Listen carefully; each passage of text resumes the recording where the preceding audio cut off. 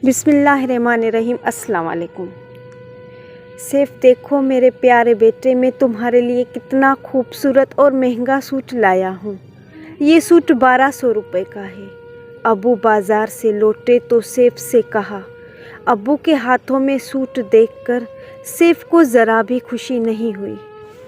क्या बात है, तुम अपना नया सूट देखकर खुश नहीं हुए? अब्बू का हैरत से बुरा हाल था।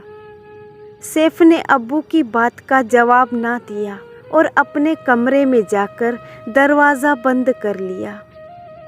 अब्बू फटी फटी आँखों से सैफ को देख रहे थे।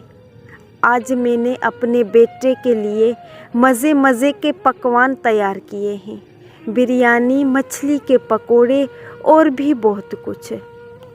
अम्मी जान ने पकवानों का छुटकारा लेते हुए मुस्कुरा कर कहा, मगर यूसुफ तो खाली प्लेटों को तके जा रहा था। अम्मी जान और अब्बू ने हैरानी के आलम में एक दूसरे को देखा।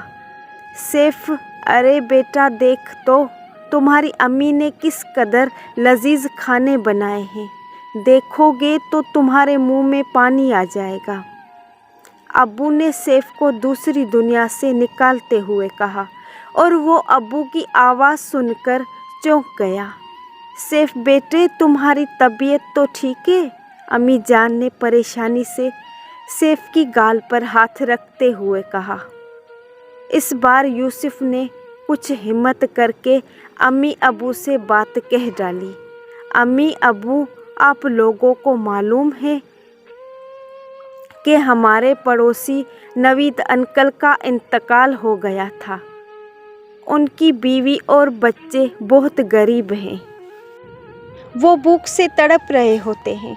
नवीद अंकल की बीवी सकीना बीवी सिलाई मशीन से लोगों के कपड़े सीती है और अपना और अपने बच्चों का बमुश्किल पेट भरती है।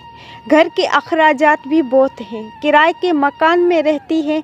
मकान वाला रोज़ उन्हें कहता है कि किराया ना दिया तो घर से निकाल दूंगा। उन्हें एक खाना बमुश्किल नसीब होता है और हम यहाँ मज़े मज़े के पकवान खाएं। अबू, आप मेरे लिए परसों नया सूट लाए थे ना, वो सकीना आंटी के बच्चों को दे दूँगा। मुझसे ये नहीं देखा जाता कि मैं अच्छे अच्छे और महंगे लिबास पहनूं, जबकि हमारे पड़ोसी किसी की उतरन पहने। सैफ बोल चुका तो अम्मी अबू को हैरत ज़दा खड़े पाया। हाँ बेटे, तुम सच बोलते हो। हम अपनी ज़िंदगी में ऐसे खो गए थे कि हमने अपने गरीब पड़ोसियों की खबर ही नहीं ली। हम लोग बहुत बुरे हैं। अबू शर्मिंदगी से बोले तो अम्मी ने भी कहा, हाँ आप सच कहते हैं। मैं आज जाकर सकीना बहन के हालो हवाल मालूम करूंगी और हम सब मिलकर उनकी मदद करेंगे ताकि वो भी एक आरामदाह ज़िंदगी बसर कर सके, और उनके बच्चों के लिए खाने का सामान और कपड़े भी ले जाऊंगी। सैफ अम्मी अबू की बातों से मुतमिन हो गया और उसको सच्चा सुकून मिला। अच्छा, तो आप भी अपने आसपास नज़र डालिए, कहीं क्या पता कोई दर्दमंद इंसान दर्द में मुब्तला हो और उसे आप लोगों की ज़रूरत हो। मेरी नसीहत पर ज़रूर अमल कीजिए।